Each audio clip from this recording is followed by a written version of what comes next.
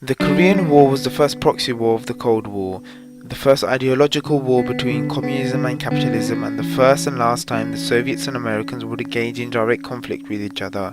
It is the story of a people who were oppressed, freed, artificially divided, and pushed towards a war against their own people.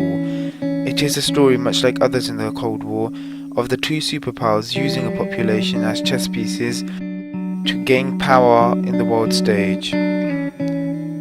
Furthermore, it conveys how two completely different ideologies were forcefully implemented in the Koreas and how this led to hundreds of thousands of fatalities and the division of a people. Moreover, I will illustrate how the so-called forgotten war has drastically influenced history and can have a drastic effect on our present and future. To understand the Korean War, one first has to understand what factors led a people to a war and ideological division. The peninsula of Korea was occupied by the Japanese Empire from 1910 until its unconditional surrender to the Allies in 1945. During that period, the Korean people were subject to unspeakable brutality and effectively treated as though they were the Japanese's slaves. Shortly before the unconditional surrender of Japan, the Soviet Union declared war on Japan and set about annexing its vast territory, one of which consisted of the northern half of Korea. After World War II, the US and USSR, still in a state of alliation, divvied up Korea amongst one another and agreed to unify Korea as one state in 5 years' time. However, the transition from World War II to the Cold War changed this completely. The emergence of the two world powers brought about a war of influence and dominance.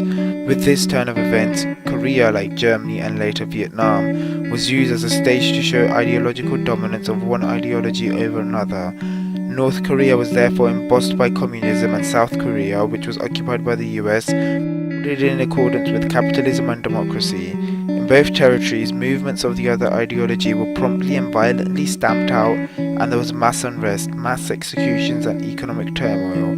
There were, however, many movements seeking to re-establish a united Korea, the prospects of which were wearing thinner and thinner. In 1948, the two superpowers even established two separate governments in Korea. In the south, there was the Republic of Korea, and in the north, the Democratic People's Republic of Korea. Although both were portrayed as democratic states, both superpowers appointed the leaders, Kim Il-sung and Ri.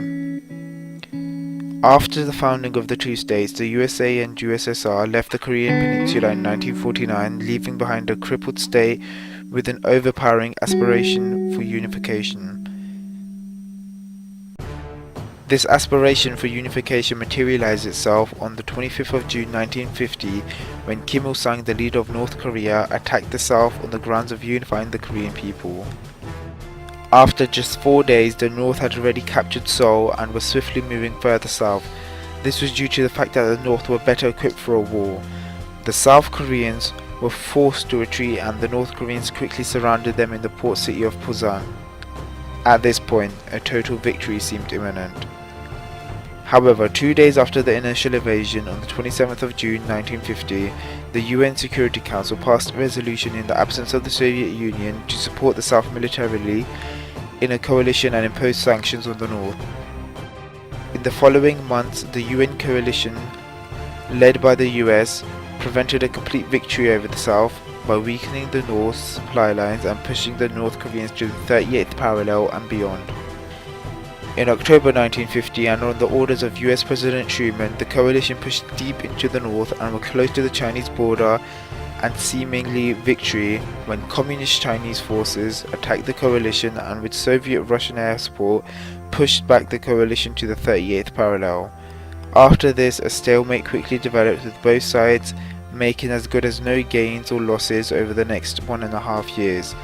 On the 27th of July 1953, all warring parties signed an armistice, solidifying the division of Korea. The armistice means that technically a state of war still exists between North and South Korea, and North Korea and America. Furthermore, the DMZ, or Demilitarized Zone, was established, which is a 250 km long and 4 km wide buffer zone between the two countries and is one of the most heavily militarized borders in the world. The Korean War cost the lives of 2 to 3 million people, solidified the division of Korea and escalated the Cold War. However, a positive can be contrived from the role of the UN, which, as opposed to its predecessor, the League of Nations, showed the world that it was able and willing to act with force if need be. Immediately after the Korean War, one Korea developed and thrived while the other descended into political and economic turmoil. This may be surprising, but the former is the North while the latter is the South. North Korea, despite being a despotic communist state, was stable both politically and economically thanks to Soviet subsidies and Soviet help, whereas South Korea was plagued by a cornucopia of social, political and economic problems.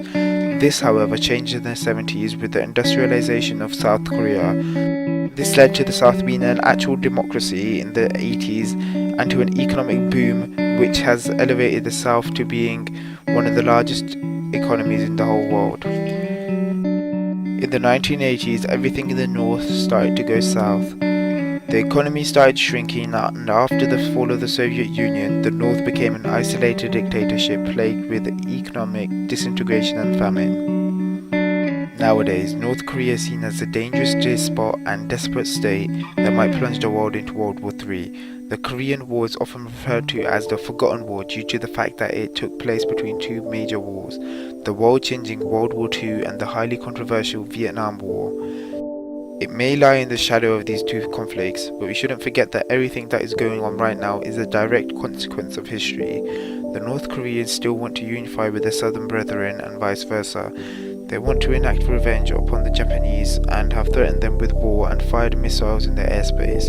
This deep hatred can be rooted back to the brutal occupation of Korea by the Japanese. Furthermore, they see America as their mortal enemy for many reasons, one of which being that they prevented the North from uniting in Korea. After the fall of the Soviet Union and the so-called nuclear umbrella, a concept in which communist countries, including North Korea, were protected by the Soviet nuclear arsenal, the North under Kim Jong-il started developing nuclear weapons as a deterrent to any aggressors. This led to an array of sanctions against the North, which didn't deter the North Koreans, as they saw nuclear weapons as the only option to defer and deter aggression, especially American aggression. This position was further cemented when America invaded sovereign countries and toppled leaders in the 90s and 2000s. When Kim Jong-il passed away in 2011, his son Kim Jong-un became the leader of the DPRK and accelerated the development of nuclear technology as well as intercontinental ballistic missiles that could reach the US. A preemptive strike against North Korea and annihilation of the North Korean regime has been discussed many a time, but this would be next to impossible because Russia and China border North Korea, and it is in their interest that no invasion or occupation takes place for geostrategic reasons, and the sanctions against the DPRK are isolating it further and further, which is only worsening the situation as the North has less and less to lose.